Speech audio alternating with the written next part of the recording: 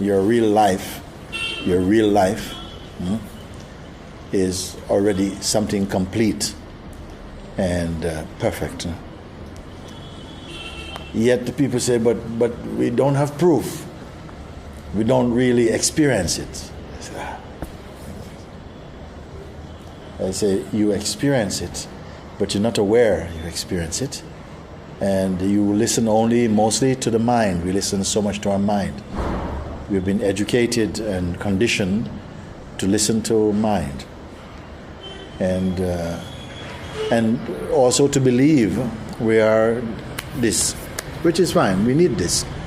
We need this because this gives us the chance to experience. And life is experience. But why only experience? Cannot just be just to experience. Must be something more than just experience, because experience come and go. Come and go. Come and go. Experience. Huh? So is it just to taste, come and go. Come and go. No, it must be something more. Because when you are experiencing what comes and goes, come and go, over, come and go, at some point, it's just, okay, we understand it come and go. Something more beautiful come, it also go. You think, oh, if I could only get this thing, if I could only get this, I'd be so happy. And then it come. And then you're very, very happy for a little time. And then not so happy. Actually, I want that one. So we see everything's coming and going. And coming and going can also be beautiful. It's okay. Coming and going is beautiful. It's natural. For what we perceive through the senses and what you think, it's natural that they come and go. Nothing. Supposing you couldn't grow, supposing you couldn't change, it would be horrible. So something that belongs to change, it should change. But somehow you must discover something which does not change. And the mind doesn't know it. Because anything the mind sees that doesn't change, he says it must be dead, it must be flat, it must be boring, not important. That's how the mind sees what doesn't change. But what I'm speaking about is very different from that. It's you. Your inner self. And where is this inner self? It's nowhere you can, anywhere you can look in the world, anywhere you can go, anywhere, up or down, in, out, up in the sky, in the ocean, on the earth, you will not find your inner self. You have to find it where you are. Then what is this inner self? Is it different from the self that you know? Because if I ask you, tell me something about yourself, you may say, I was born in Romania, I am, 32 years old, I studied in this place, this is my family, this is my past, this will be my future. This you talk. All things which are also coming and going. You see? So, is everything that we see and are, is that always coming and going? You have to find something which is not coming and going, which observes coming and going, but it is not that involved in coming and going. Somehow it enjoys, but it is not attached to it. This is satsang, is what is going to introduce you to this beautiful discovery. And I'm here only, my life is only like this. No. My life used to be about many other things. And still, some of them I still do. I worked for a long time as an artist, painting and creating things. But many things that I did in my life, I saw I was always searching for something, like some kind of perfect thing. I was searching. And I couldn't find it. I was a bit frustrated. I made many beautiful things, like many people. But that thing, I couldn't do it. Then when I discovered it, then all the desire for the other things, it became more stopped. But I can still do them. I can still paint. I can still do all these things. But it's not so important. This is the most... I cannot say even this is important. I can only say this is what I am. I can't say it is important even. It is just what I am. You see? And when a human being discovers who they really are, then a lot of fears and worry and trouble and all these go away. It is possible to be happy always. Also, even with some trouble, with trouble, okay. Still, happiness does not go away. A peace inside. The peace doesn't go away because some trouble come. No, the peace is still here. Little trouble come, here we get, it's okay, no problem. Because you realize there cannot be a problem for this. You just know it. And the problem generally has a kind of personal feeling about it. So, my joy is always to be in the company of the beings who have a little taste for this. They want this. I've tasted it, I feel it, and I want to be complete in this. Then I feel this is a real meeting, real good time. To be in the company of beings who are appreciating or loving or wanting to be this. Because everything else we have tasted, no? With this tongue, many things you taste. With these eyes, there's many things you have seen. With this body, many things you have touched. Something inside cannot be touched actually. It is so beautiful. Something inside is here, you know. I cannot even say that it is here. I cannot. It feels naturally when you have a body to say it's here, but it's not really just here. It is the way that we experience and say, it's here. But it's not only here, it's everywhere.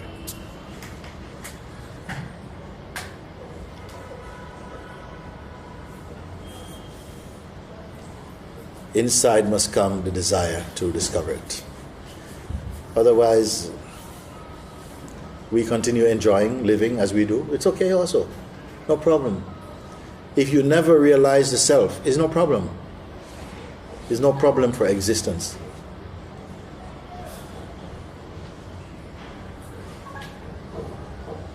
If you realize the self, I don't even know if I can say existence is happy. Because it's so natural thing. But one human being who realizes the self is bringing a lot of positive energy, joy, wisdom to many beings without even trying. You're like a light in a dark space. Your presence, even if you don't try to do anything, your presence is giving light to many things, many people. You want to say something? I'd like to get rid of the ego of thoughts. You would like to get rid of the thoughts which are interrupting? What did you say? Or the seeker of thought. The thinker of thought. Can I force it? Huh? Can I force it? So you hear what she said? She said, I would like to get rid of the thinker of thoughts. She didn't say, I want to get rid of thoughts. I want to get rid of the thinker of thought.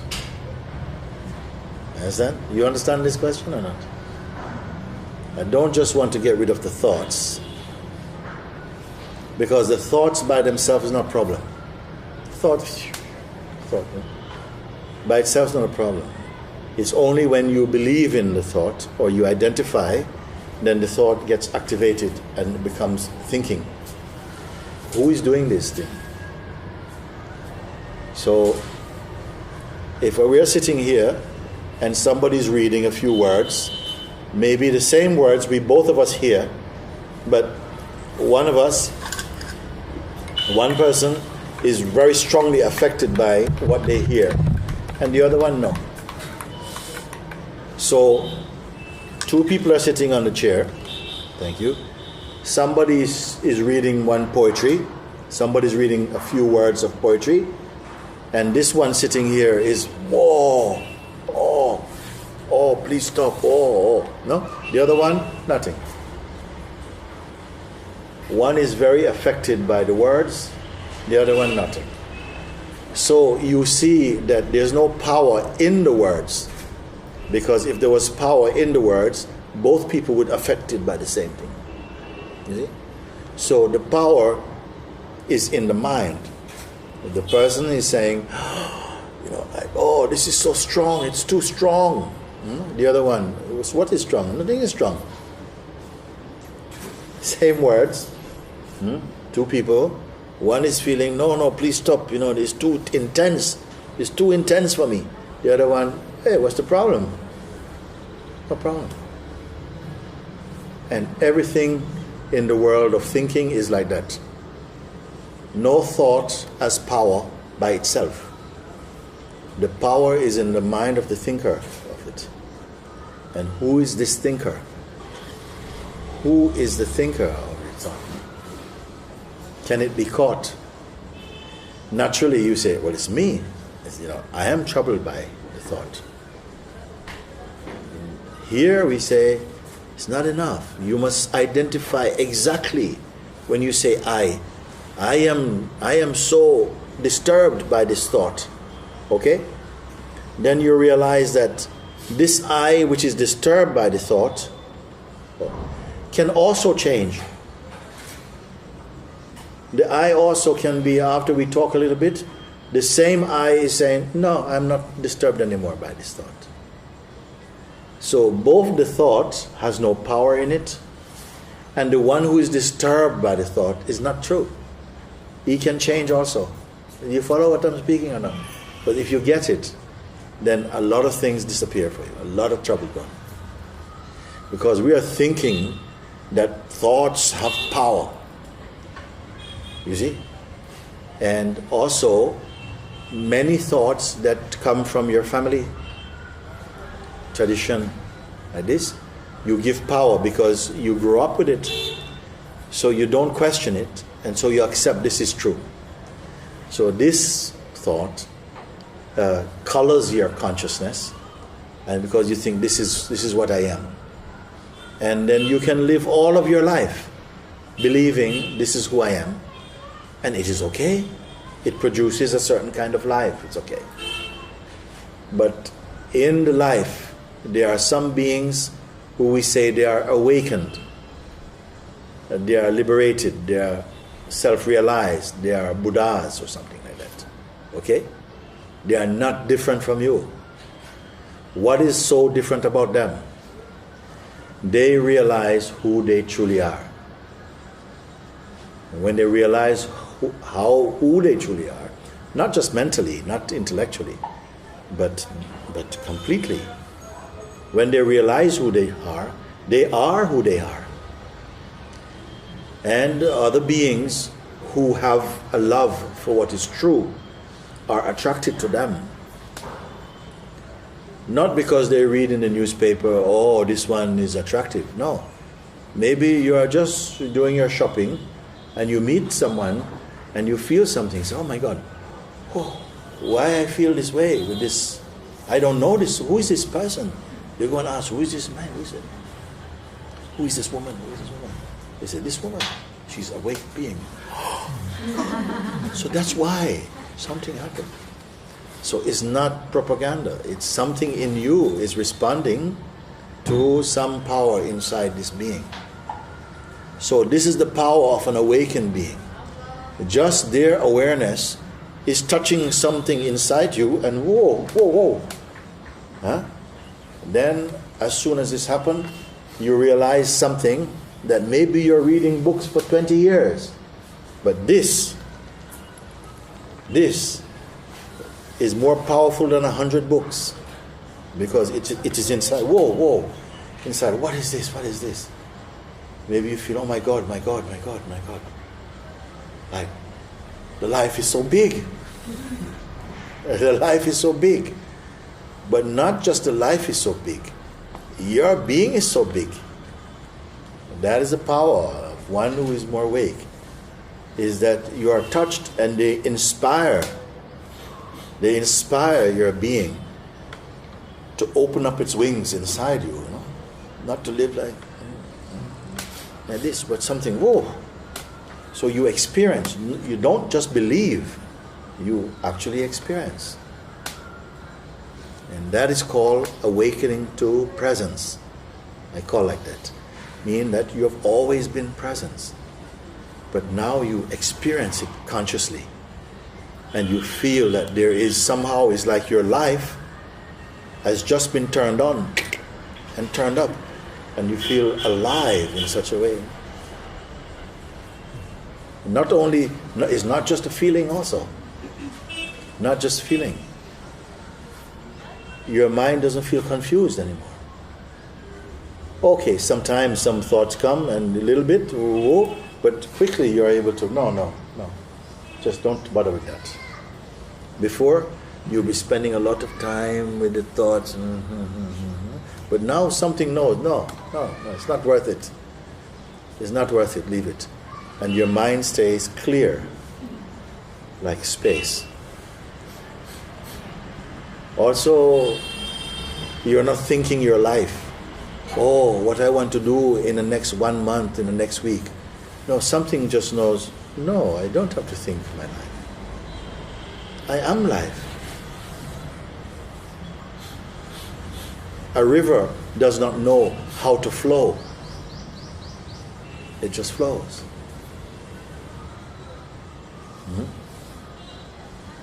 A cloud does not know how to float. It just floats by. A flower doesn't know it is beautiful.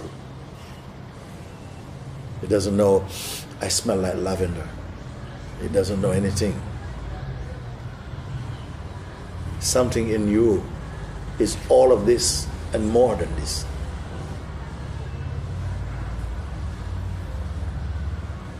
All of this and more than this also.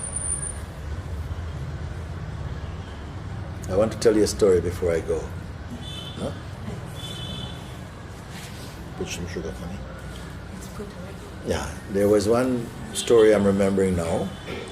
It was two men who were very close. They were very close friends. From they were a teenager, they are close. They used to meet and talk about many things.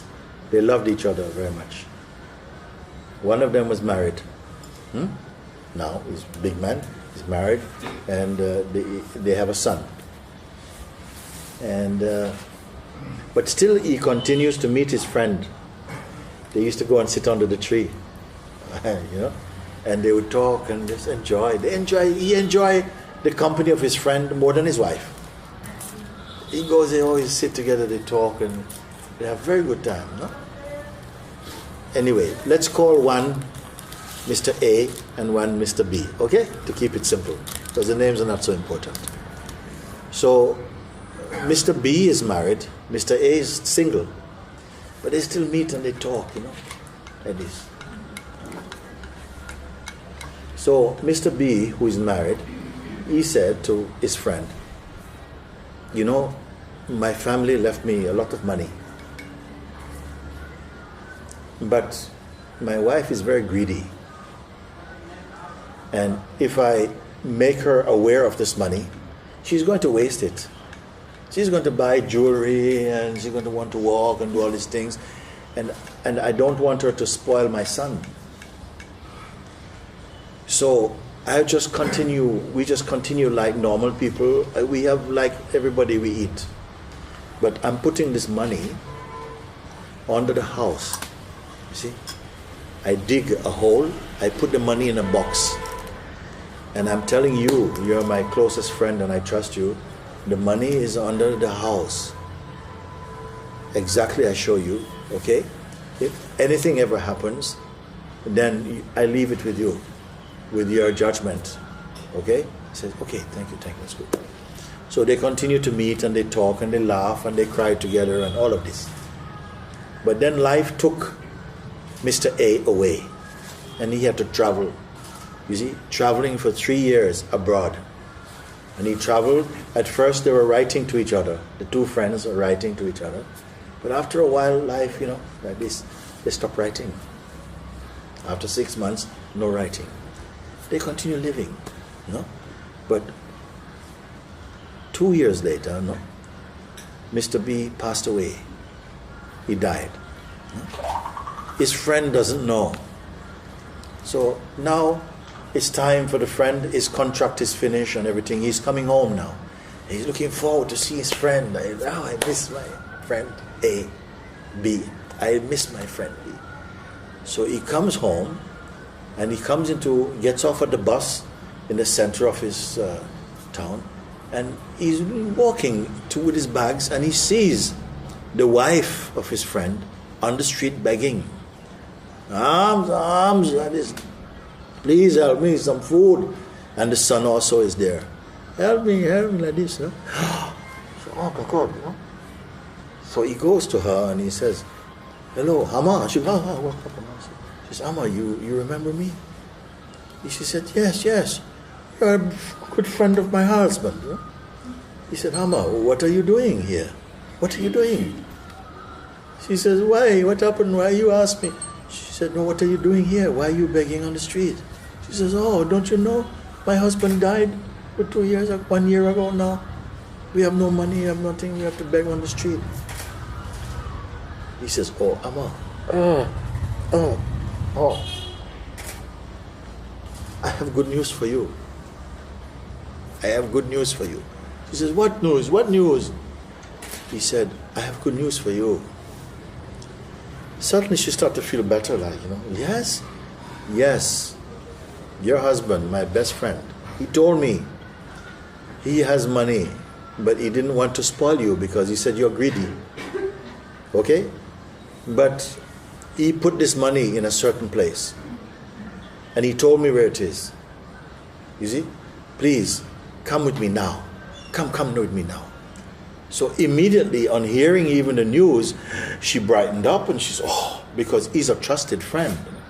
She knows I can trust you. And they went together holding hands. Come, quick, no time to waste. They went to the house. She says, come, take me to the shed. They find one tool. They start to take up the board of the house, of the floor like this. Open. And then when they take it up, he starts to dig. She says, you sure everything? So, chick.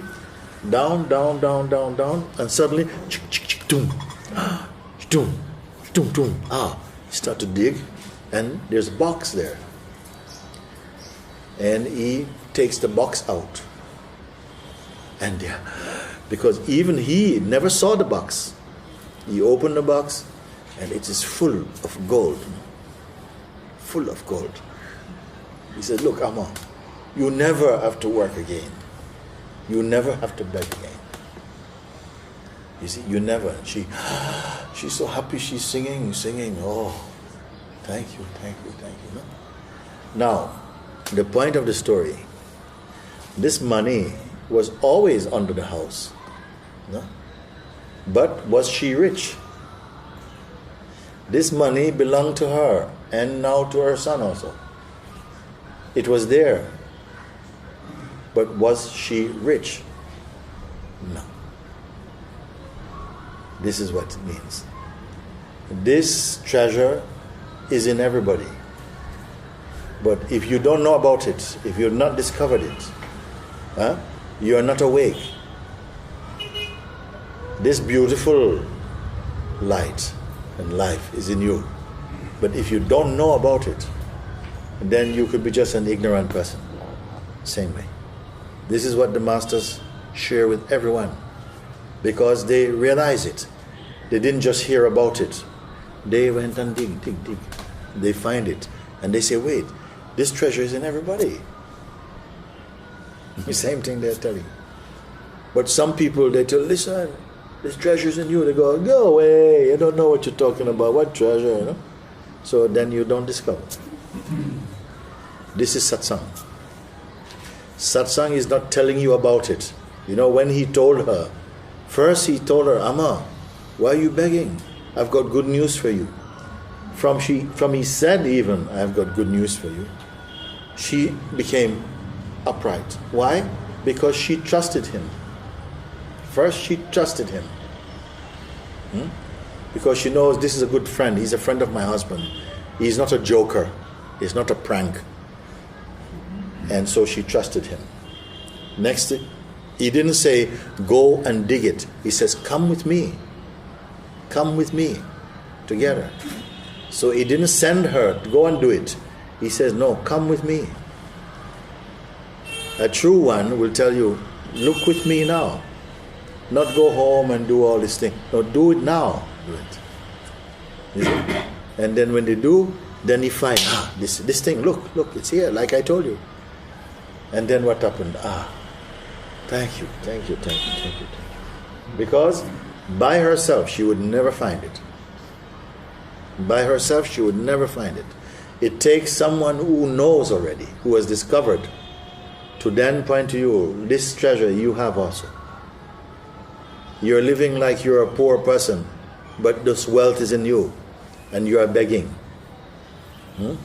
Your father is the king of this kingdom, and you are begging, because you don't know who you are.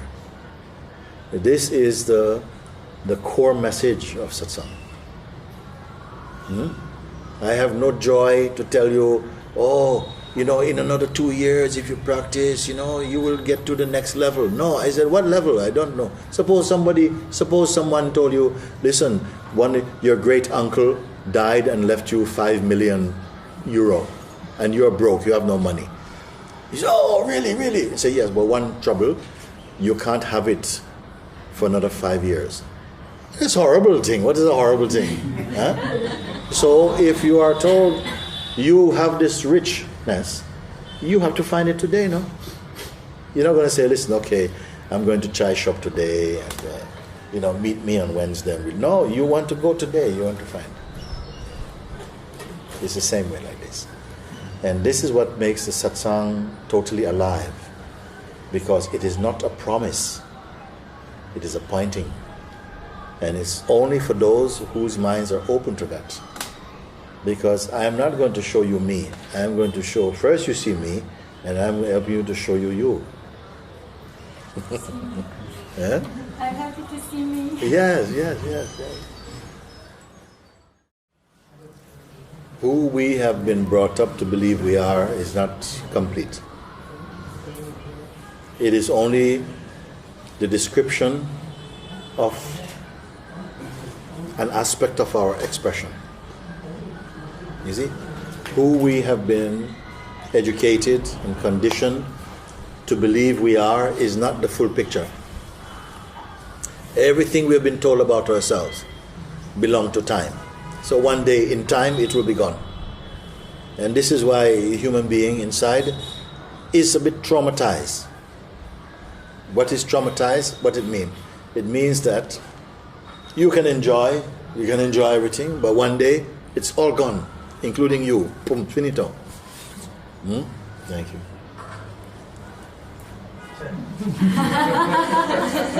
And so in one day it's all gone, like everything is gone. Why? Because everything you see,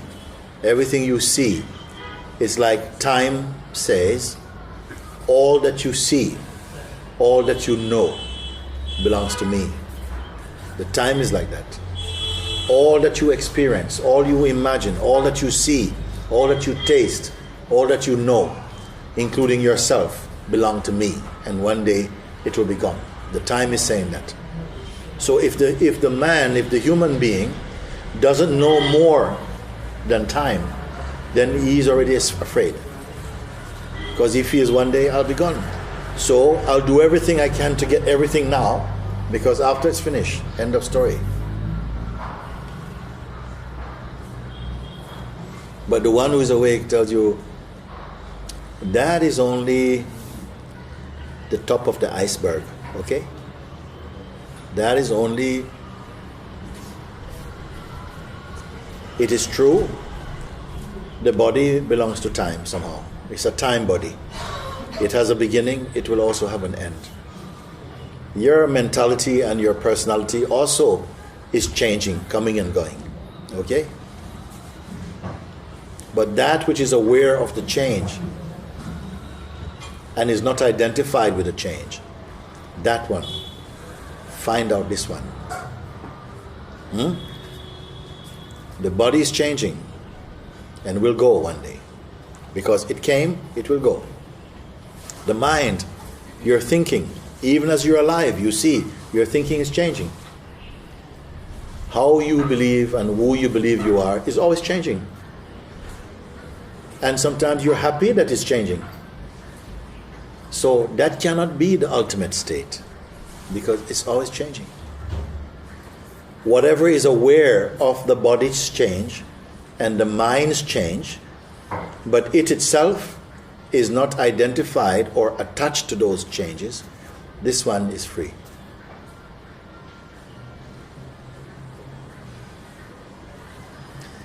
I told you the example of these two birds in the tree.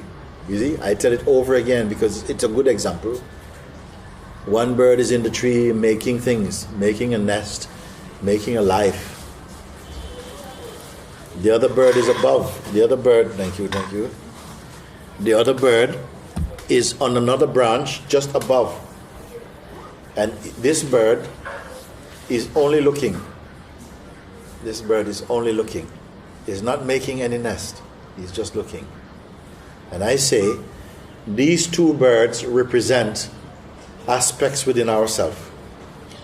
There's an aspect of ourselves that seems to be making a life and doing things, having a job, sending your emails, having Facebook, loving your family, taking care of your children, very active. And there's another position, which is the second bird, which just knows these things, it's aware of the activities, but it's not directly doing any activity. You must come to know this second bird. Most people only know and identify with the first bird. Their whole life is only making and doing. Okay? And it's always changing. So spirituality means to discover the position of the second bird in yourself, which is the place where you are merely observing all of this, but not passionately. Just you see, but it's just come and go. Just like one day come and it goes. And one day come and it's a beautiful day. Everything's so beautiful, but it also go. Every day come.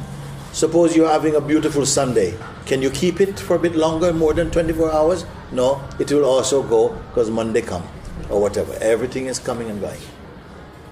And we know this thing. Is there anything that is not coming and going? You have to find this out.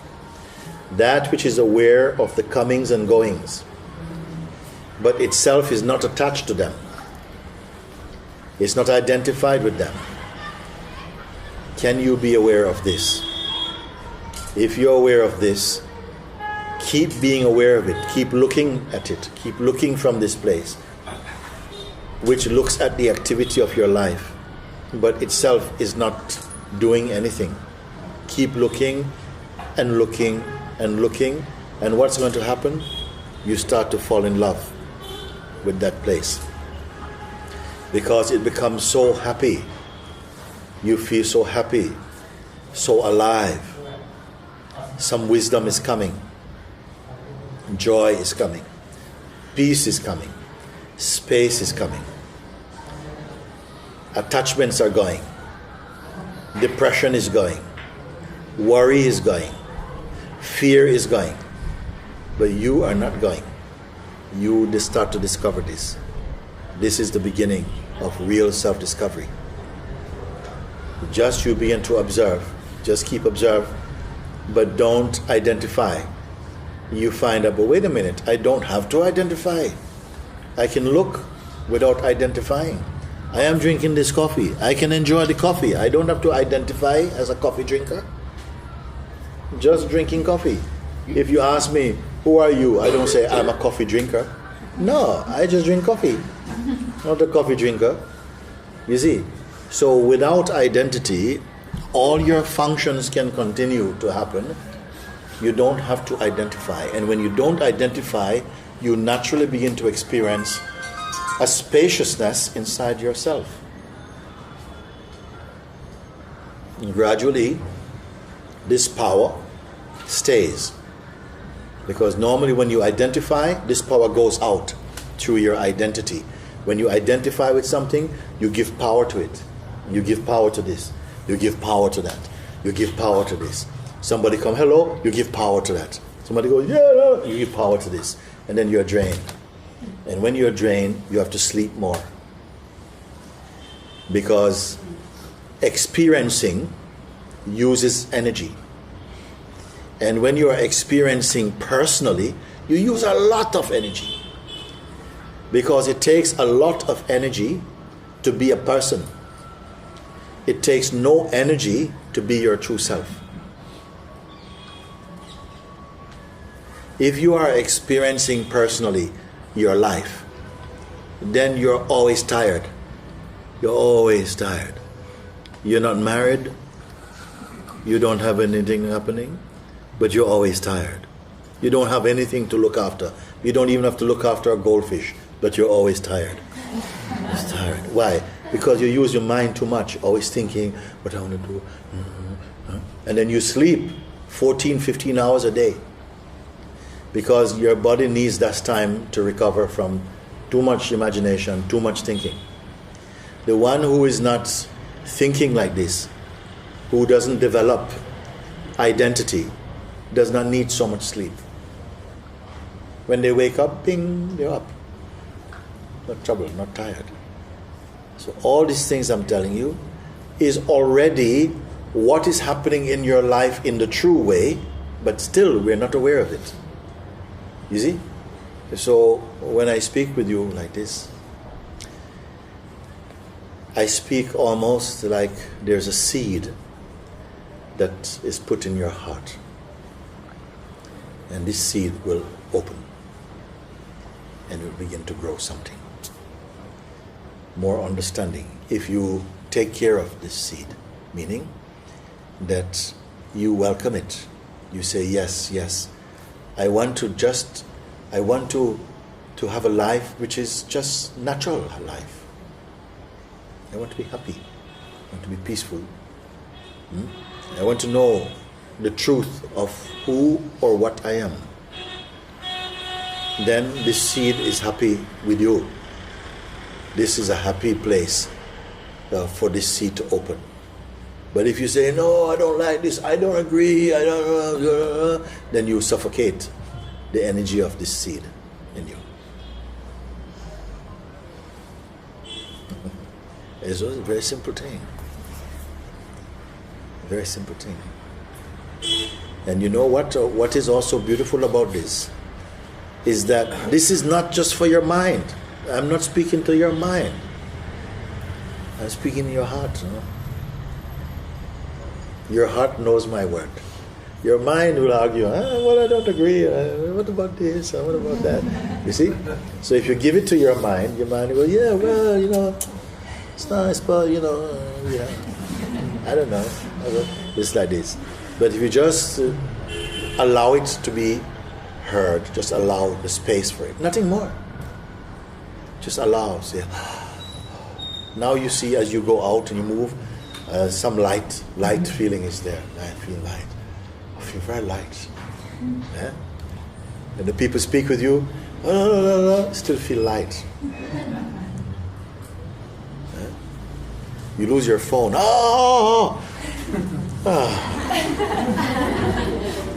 Still feel light. Yeah? But still you take care. Yes. I keep this wish. I keep this wish. I surrender this wish to the universe, to God, to the self. This is the life I choose with my heart. Please help me. Please help me to live as I truly am and not as I've been conditioned to believe I am. And grace will come and make her home with you. You see?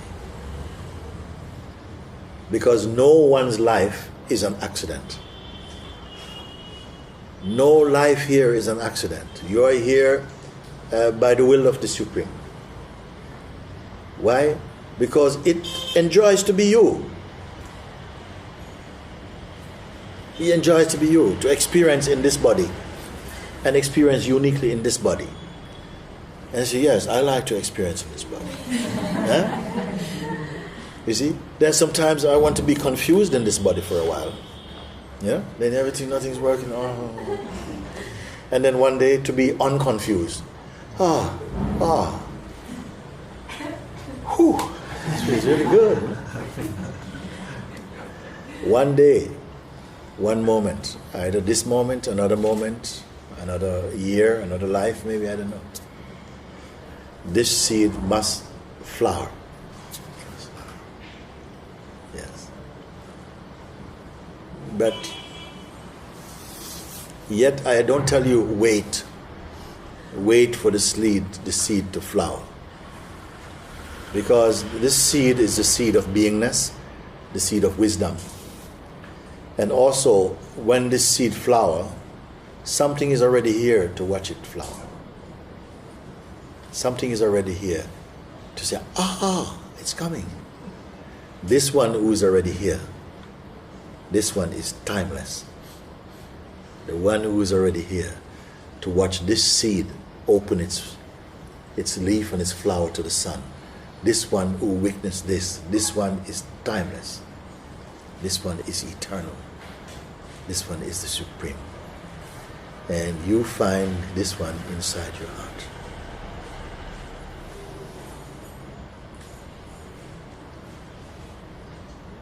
Don't feel that the voice calls somebody else. I've come for you. Oh, sorry, you. No, you. It speaks to you. It doesn't say, I prefer you, I don't like you. No, it says you. Whoever hears my voice, it says, and welcomes this voice in the heart, in this heart I will come and live, it says. Where is it coming from? From inside, no?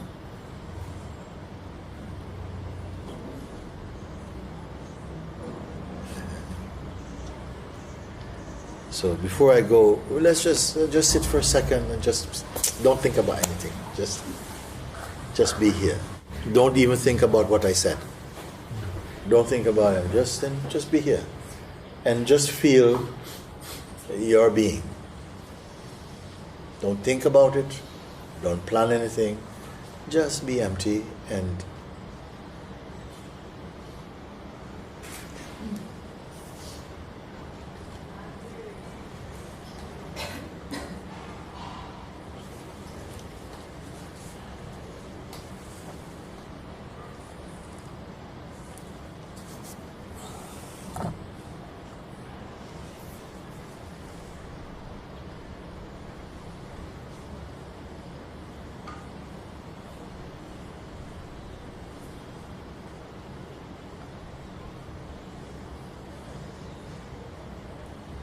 Don't imagine or think that you should be thinking some thoughts or you should be having certain kind of feelings. Be completely free, empty of any intention.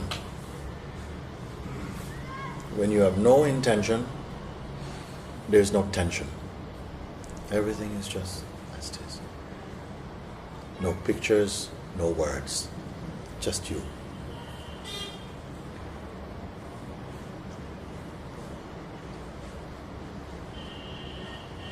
No imagination, not needed, not imagine.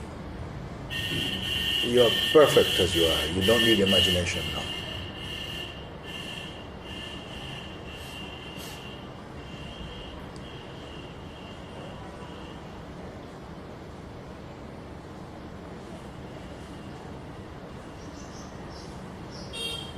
And also, you're not waiting for anything.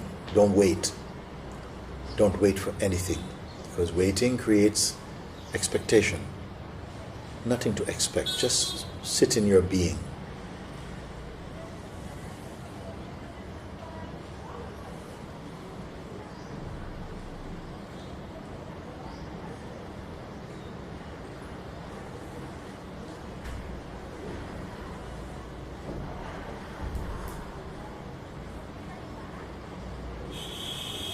Nothing is waiting for you.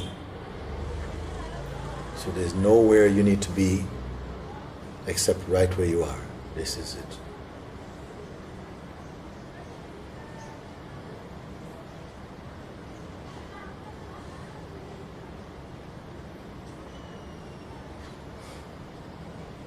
Nothing is more important than who you are right now.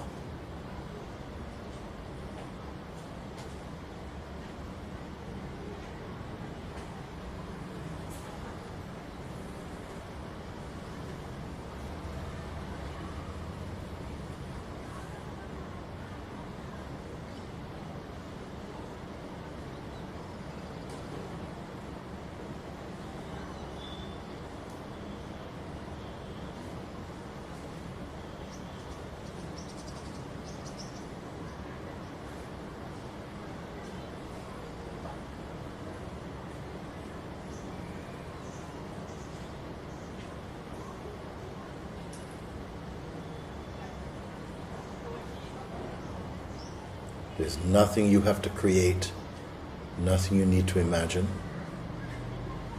It's not required of you. But if imagination happens, it's okay. But you don't have to identify with anything at all. Now feel how beautiful and light your being is. This is your natural state. This is your natural state.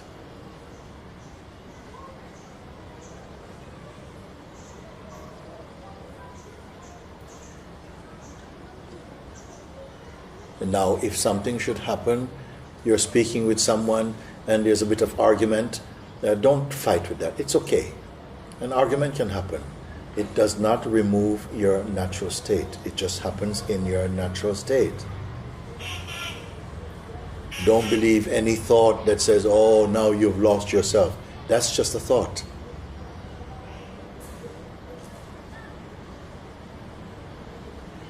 So don't believe, just be.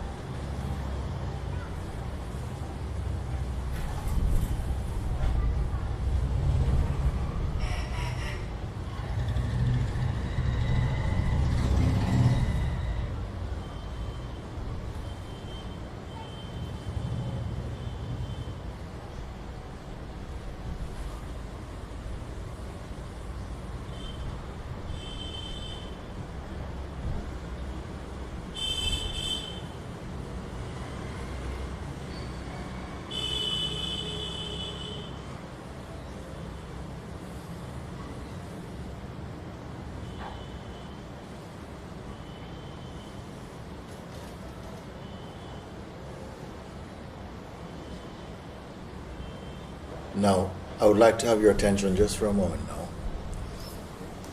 This simple state of being, which you have not done anything at all You've not done any special breathing. You have not tried to suppress your senses. You have not done anything strange. Just you're here. And you are again sitting inside your own heart. Simple as this. And still, the mind is going to come. And it's going to try and confuse you and to sabotage this opportunity for self-discovery. You see? But it has already happened. You have already experienced yourself. You're already in the experience of yourself.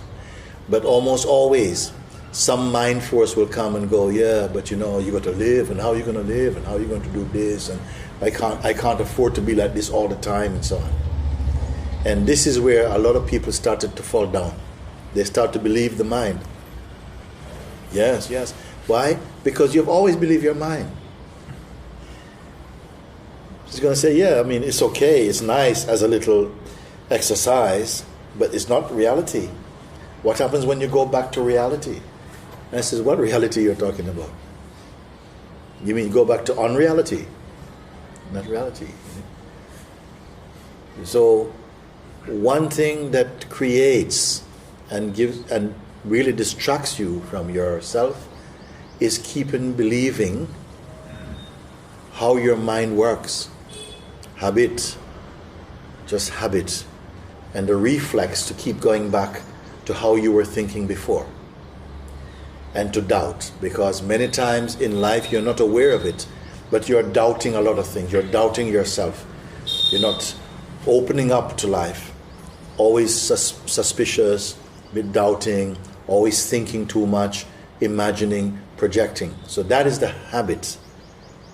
And this habit suffocates your spontaneity.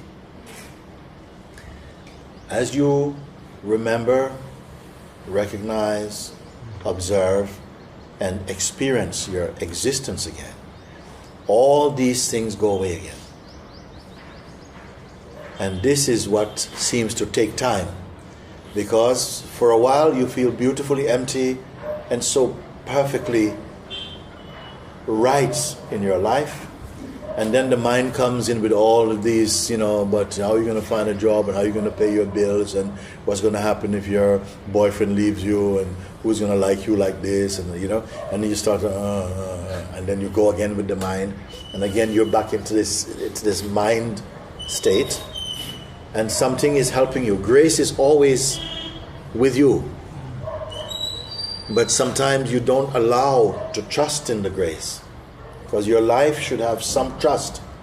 You should have some faith, some trust. To say, but wait a minute, why to be so suspicious about the life? The trees are growing. Are they suspicious about the weather? The river is flowing. Is it suspicious about the rocks? They just flow. Why so suspicious? And so you start to use your mind, and then again you start to get tight. And I see you on the street, and then you don't want to look at me. And I say, hey, why you? It's okay, Mooji. Why you didn't come to satsang? Well, I just been a bit busy. I said, but why are you looking like this, like some mad person? And then you might catch yourself. Actually, what was that? Sorry, come out of it. Only this thing.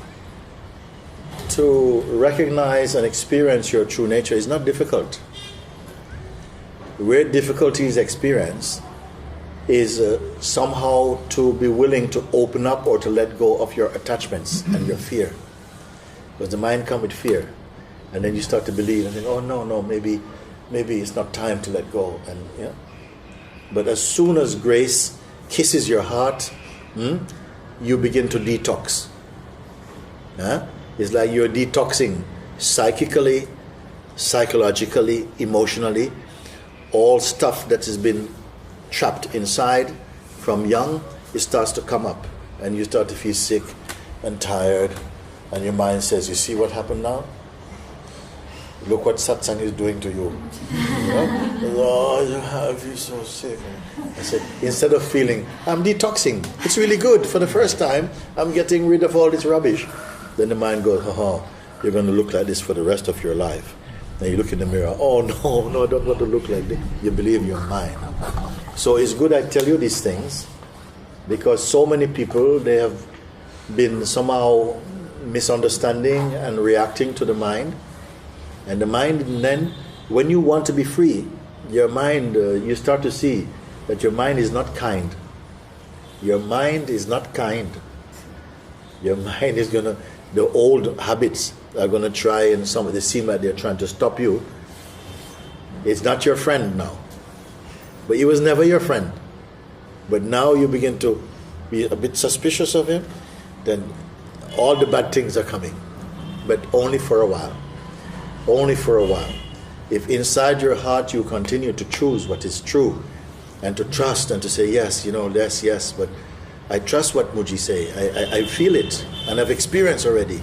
I'm not going to just give in to my mind. And he goes, he gone. And he will try and catch you when you're a bit weak. Come again. And you start to look like, then, you catch it, and you'll grow out of this. You grow out of it, see?